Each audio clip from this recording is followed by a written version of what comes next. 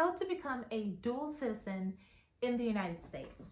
My name is attorney Sonia Peterkin. I am an immigration attorney and I represent people nationwide with their U.S. immigration matters. What is a dual citizen? A dual citizen is a person who is a citizen of more than one country. In the United States, it's perfectly okay to be a dual citizen. In other words, the U.S. government does not require that you first forfeit your citizenship with another country before becoming a naturalized U.S. citizen. However, although the U.S. government recognizes and acknowledges dual citizenship, not all countries do. So if you are interested in becoming a U.S. citizen, but you also would like to retain your citizenship with a different country, you need to first determine whether your country of citizenship allows for dual citizenship. Some countries do not allow it, and some have exceptions or require that you take certain steps in order to retain your citizenship with that country.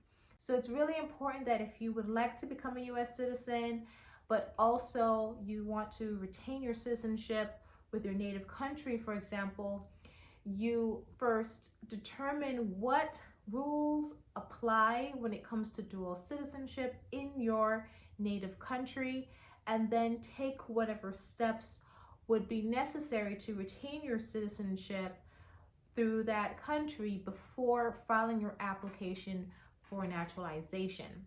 Citizenship often signifies the end of the immigration journey for most immigrants.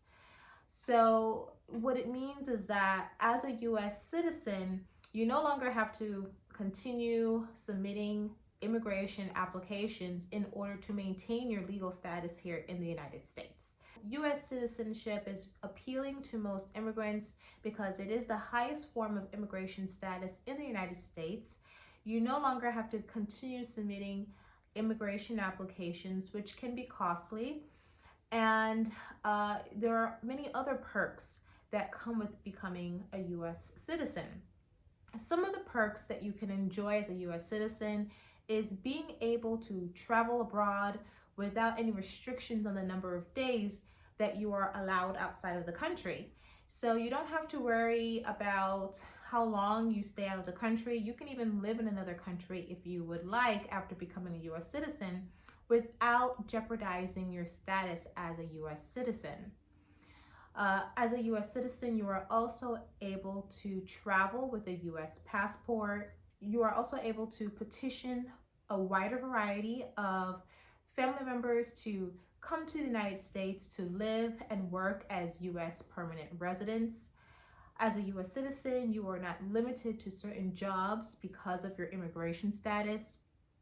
And most importantly for many people is that as a U.S. citizen, you are protected from deportation. So as a U.S. citizen, you are no longer subject to the deportation grounds that apply to immigrants. To become a U.S. citizen, you have to meet strict eligibility requirements. And some of those requirements include being at least 18 years of age, satisfying the physical presence and continuous residence requirements, being a U.S. permanent resident for at least 3 or 5 years, depending on the naturalization category in which you are basing your naturalization application, being able to pass your naturalization tests, taking the oath of allegiance, and proving that you are a person of good moral character. Now, in order to become a naturalized U.S. citizen, you must apply for citizenship status. Some people have the mistaken belief that if you are a permanent resident for many, many years, then you will eventually automatically become a U.S. citizen or automatically obtain the rights and privileges that a U.S. citizen has, and that is incorrect. No matter how long you have had your green card, you have to actually apply to become a naturalized U.S. citizen.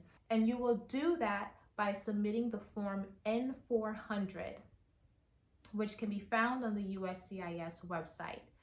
Today, the filing fee for that form is $725, including the biometrics fee. Now, fees do change, so for you to determine what the fees to submit your N400 application will be, you need to check the USCIS website to ensure that you are submitting the correct filing fee. If you submit the incorrect filing fee, they will reject your application, and your filing fee could be off by 1 cent, and they would still reject it and return the entire application to you. Remember, a rejection is not a denial. A rejection just means that they are not processing your case. Once you have submitted your N400 with your supporting documents and the correct filing fee, you will be scheduled for what we call a biometrics appointment.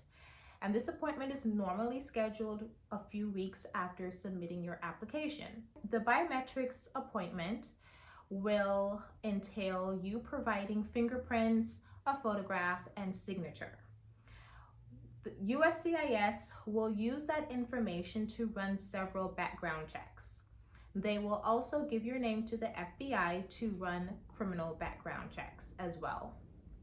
The reason for these background checks is to ensure that you will not become a threat to the security of the United States, that you are not a deportable non-citizen, and that you qualify for U.S. citizenship. The naturalization process could take up to a year, but processing times will vary depending on the jurisdiction where you filed your N400 application. Now, we talked about some of the perks of being a U.S. citizen, but there are some obligations that also come with being a U.S. citizen. For example, we talked about the requirement to take an oath of allegiance to the United States of America. But what does the oath of allegiance mean? When you decide to become a U.S. citizen and take the oath of allegiance, it means that you promise to support and defend the U.S. Constitution. It means that you will give up your allegiance to any other country and renounce your titles of nobility. And it means that you will perform military and civilian services if asked by the government to do so. In addition to taking the oath of allegiance, another obligation you have as a U.S. citizen is to serve on a jury. If you are summoned by a court to serve on a jury, that will be your responsibility as a U.S. citizen. If you are looking to file your application for U.S. citizenship and you would like to maintain your citizenship with another country, but you're not sure about what the steps are to take or whether you even qualify for citizenship, you can contact me for a consultation and we can talk about your case one-on-one. To contact me, my information is below. Thank you for watching.